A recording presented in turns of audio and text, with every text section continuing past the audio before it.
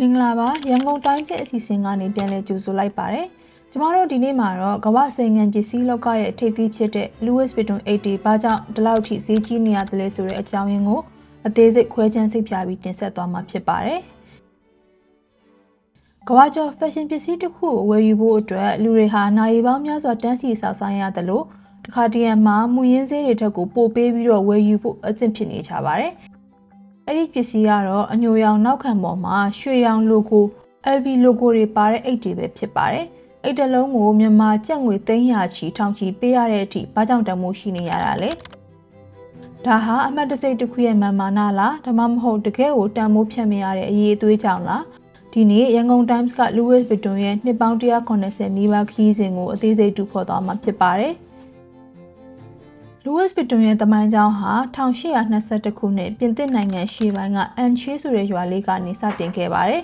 ။သူဟာဆင်းရဲတဲ့မိသားစုဘဝကနေပေါက်ဖွားလာသူဖြစ်ပြီးအသက်73နှစ်အရွယ်မှာပဲသူ့ရဲ့မိရွေးဖြစ်သူနဲ့အဆင်မပြေတာကြောင့်အိမ်ကနေထွက်ပြေးခဲ့ပါတယ်။ပါရီမြို့ကိုရောက်ဖို့အတွက်ကီလိုမီတာ400ကျော်ကိုခြေချင်းလျှောက်ခဲ့ရပါတယ်။လမ်းခရီးမှာကြုံရကြပန်းအလုပ်တွေလုပ်ရင်း2နှစ်ကြာမှပါရီကိုရောက်ရှိခဲ့ပါတယ်။ပါရီကိုရောက်တဲ့အခါမှာ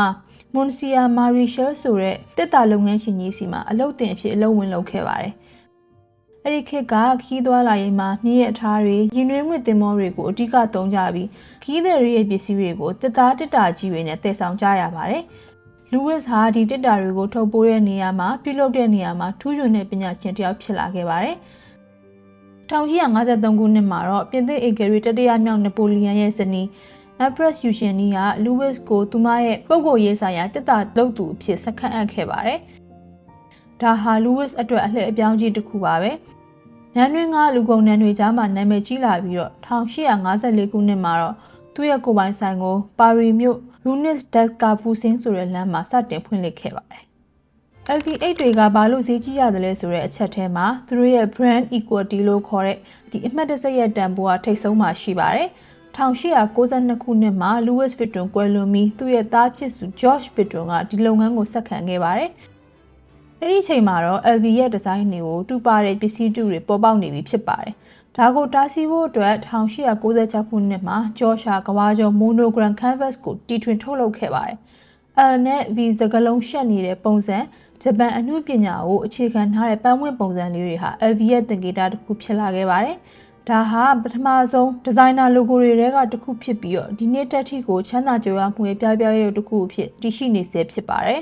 ။ LV ဟာသူတို့ရဲ့ကုန်ပစ္စည်းတွေကိုဘယ်တော့မှ discount မလျောင်းပါဘူး။ရောင်းမကုန်တဲ့ပစ္စည်းတွေကိုဈေးလျှော့မရောင်းမဲနဲ့အမိရှို့ဖြစ်စီတာတွေဒါမှမဟုတ်ဝန်ထမ်းတွေကိုပေးပြလိုက်တာမျိုးတွေလုပ်လို့ရှိရလို့သတင်းတွေထွက်ပေါ်ခဲ့ပါတယ်။ဒါဟာသူတို့ရဲ့ exclusivity လို့ခေါ်တဲ့တည်တံ့ဖြစ်တည်မှုကိုထိမ့်သိမ်းမှုအတွက်ဖြစ်ပါတယ်။ဈေးလျှော့မရောင်းမှုဆိုတဲ့မူဝါဒကဝယ်ယူသူတွေအတွက်သူတို့ရဲ့အိတ်တန်မှုဟာချိန်ကြာသွားပေမဲ့ကြာမသွားဘူးဆိုတဲ့ယုံကြည်မှုကိုပေးစွမ်းပါတယ်။လူအများစုထင်နေတာက LV8 တွေဟာတရေစစ်စစ်နဲ့ပြုလုပ်ထားရလို့ထင်နေကြတာပါ။တကယ်တော့နာမည်ကြီး monogram အိတ်အများစုကိုကုတ်တက် canvas လို့ခေါ်တဲ့အပေါ်ယံလွှာအုပ်ထားတဲ့ canvas နဲ့ပြုလုပ်ထားတာဖြစ်ပါတယ်။ဒါပေမဲ့ဒီ canvas တွေကတာမန်မဟုတ်ပါဘူး။ရေစိုခံနဲ့မီးလောင်မှုကိုခံနိုင်တဲ့ချီရမထင်ဘူး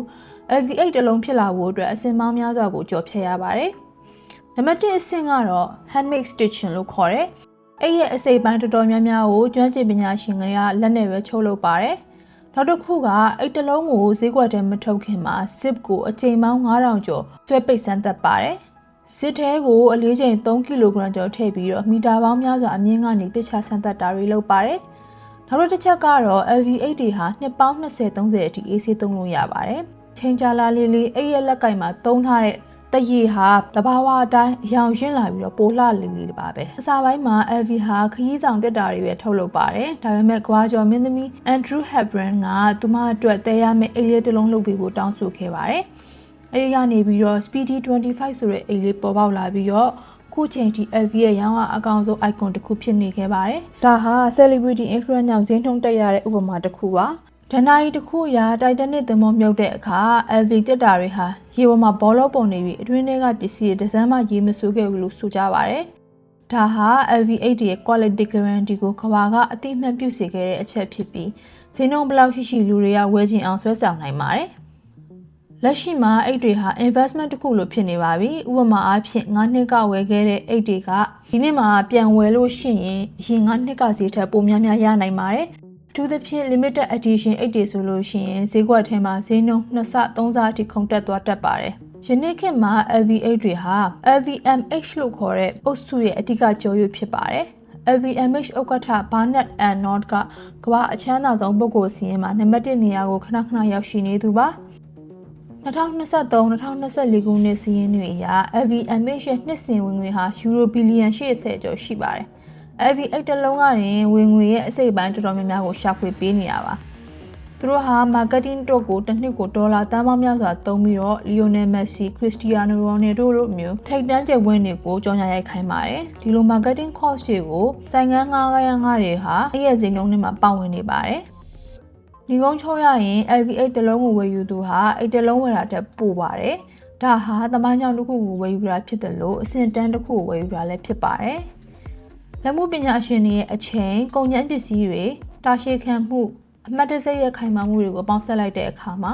ဈေးအရန်ကြီးရယ်ဆိုတဲ့စကားလုံးထက်တန်ဖိုးရှိနေတဲ့စကားလုံးကပိုပြီးတော့စီရောသွားပါတယ်။နာဂတ်မှာတော့ LV ဟာပတ်ဝန်းကျင်ထိန်းသိမ်းရေးဘက်ကိုပိုပြီးတော့ဦးတည်လာပါတယ်။ vegan leather လို့ခေါ်တဲ့အပင်အားထုတ်တဲ့သရည်တွေကိုသုံးစွဲဖို့ပြင်ဆင်လာသလို digital ဘိုင်းမှာလည်း NFT နဲ့လို့တွဲဖက်ပြီးတော့လုပ်လာတာမြင်ရပါတယ်။ဒါပေမဲ့သူတို့ရဲ့မူလအနှစ်သာရဖြစ်တဲ့ခရီးသွားခြင်းအမှုပညာ The Art of Travel ကတော့ဘယ်တော့မှပျောက်ကွယ်သွားမှာမဟုတ်ပါဘူး။သင်ငေါငွေရေးကြီးရေးအဆင်ပြေမယ်ဆိုရင် LV8 တစ်လုံးမှာရင်းနှီးမြှုပ်နှံဝယ်ယူမှာလားဒါမှမဟုတ်တခြား brand တွေကိုဝယ်မှာလား comment မှာပြောခဲ့ပေးပါဦး။